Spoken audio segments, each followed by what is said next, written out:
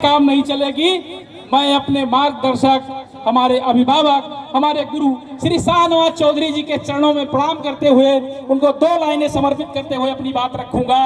है वही सूरमा इस जग में दुनिया में पूजा जाता है वही सूरमा इस जग में दुनिया में पूजा जाता है। कोई चलता पथ चिन्हों पर, कोई पथ चिन्ह बनाता है। साथियों, मैं आपको बड़े विश्वास के साथ बताना चाहता हूं कि हमारे गुरु श्री शाहनवाज चौधरी जी पद चिन्ह पर चलने वाले नहीं, पद चिन्ह बनाने वाले हैं। और ये यहाँ पे बैठे हुए हमारे भाई, जितने भी साथी क्रांतिकारी साथी बैठे हुए हैं, हम सारे लोग उनके पद चिन्हों पर चलने का काम करते हैं। और मैं ये पहली बार आंदोलन नहीं देख रहा हूँ। मैं आपको बड़े गर्व के साथ बताना चाहता हूँ कि वही सरकारें हैं जिन्होंने किसान आंदोलन में नतमस्तक होकर के, झुक करके हमारे आंदोलन को सलाम किया और कहा कि हमसे गलती हो गई, हमसे भूल हो गई।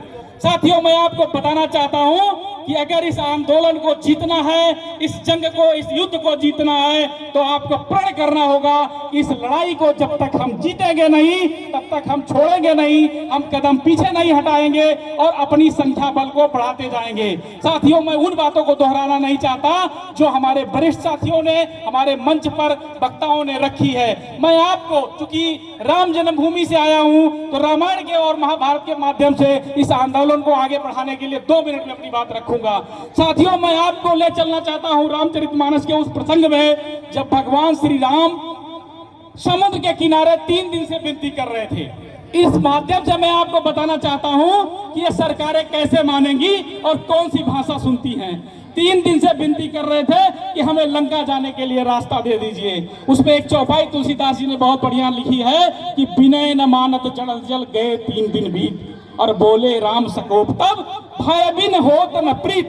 मैं आपको इस लाइट के माध्यम से विश्वास दिलाना चाहता हूं कि यह सरकारें बिना भय के, बिना डर के नहीं झुकने वाली हैं। और वो डर और वो भय हम और आप हैं, ये जनता है जिनके सामने ये गिड़गिड़ाते हैं, जिनके सामने जाकर के अपनी बात बताते हैं और जिनकी वोटों से अपनी सरकार बनाते हैं। साथियों, ये तो था रामचरितमानस का प्रसंग। मैंने आपको बताया कि बिना भय के ये सरकार झुकने वाली नहीं है और हम इसको झुकाना जानते हैं, झुकाकर दिखाया है। किसान आंदोलन में सरकार झुकी, हम लोगों की मांगों को माना।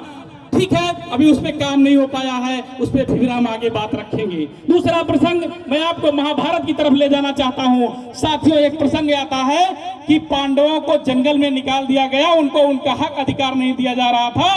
और भारत में राजनीति के जनक, कूटनीति के जनक और गीता जैसे महान ग्रंथ को रचने वाले महामानव श्री कृष्ण जी ने दुर्योधन के सामने, कौरवों के सामने एक प्रस्ताव रखा कि आप 5 गांव ही दे दीजिए। जैसे हम लोग अभी कह रहे हैं ना कि जितने लोग बहुत ज्यादा परेशान हैं, उनका कर्जा माफ कर दीजिए, उनकी बात सुन लीजिए। लेकिन ये कौरवों की सेना, जो सरकार रूपी कौरवों की सेना है, वो बिल्कुल ध्यान नहीं दे रही है। ऐसा एक प्रसंग महाभारत में आया था कि प्रस्ताव लेकर के गए थे। जैसे हमारे गुरुजी और ये प्रथम पंक्ति की टीम 10 बार प्रस्ताव लेकर गई है सरकार के पास कि हमारी बात मान लीजिए, लेकिन इन दुर्योधनों को, इन कौरवों की सेना के ऊपर जू तक नहीं रहेंगी। मैं बहुत विश्वास के साथ कहता हूं, जब भगवान श्री कृष्ण गए थे कौरवों के पास कि केवल 5 गांव दे दीजिए रहने के लिए, उनके ऊपर भी जू नहीं रहेंगी थी। उस समय उन्होंने कहा था कि अगर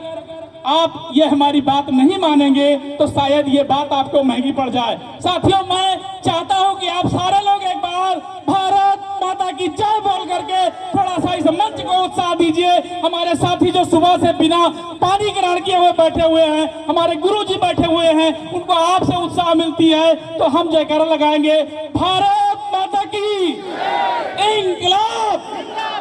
हम ऐसी आवाज लगाएंगे कि ये शासन सत्ता के सित्ताधीशों की इस कुर्सियां जब तक नहीं हिल जाएंगी, हम अपने इस अभियान को बंद नहीं करेंगे। सरकारें आती जाती रही हैं, हम आते जाती सरकारों को आगाह करते हैं कि अब आपका जाने का समय आ गया है, या तो मेरे प्रस्ताव को मान लीजिए वरना आप गद्दी खाली कर दीजिए। क्यों गद्दी खाली कर दीजिए? क्योंकि अब जनता गद्दी की मालिक आ गई है और आपके दरवाजे तक आ गई है, जंतर मंतर में बैठ गई है। तो मैं 2 लाइनें और बताता हूं कि युद्ध क्या होता है।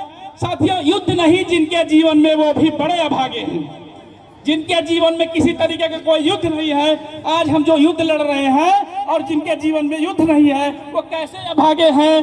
साथियों, युद्ध नहीं, जिनके जीवन में वो भी बड़े अभागे हैं। और इस लाइन के माध्यम से मैं अपने कुछ पिछड़े साथियों को भी आगाह करना चाहता हूं कि युद्ध नहीं जिनके जीवन में वो भी बड़े अभागे हैं। या तो प्रण को तोड़ा होगा, या ध्यान दीजिएगा, या तो प्रण को तोड़ा होगा या तो रण से भागे हैं। मैं अपने गुरुजी को और अपनी पूरी टीम को विश्वास दिलाना चाहता हूं कि इस शरीर में जब तक जान है, एक भी कतरा है, न हम रण से भागने वाले हैं, न प्रण तोड़ने वाले हैं। इस अभियान को इतश्री करके हम आपका एक एक पैसा कर्जा माफ करा के ही अंतिम सांस तक इस लड़ाई को लड़ेंगे। बहुत बहुत धन्यवाद, आभार। जय हिंद, जय भारत। बहुत बहुत धन्यवाद कन्हैया जी।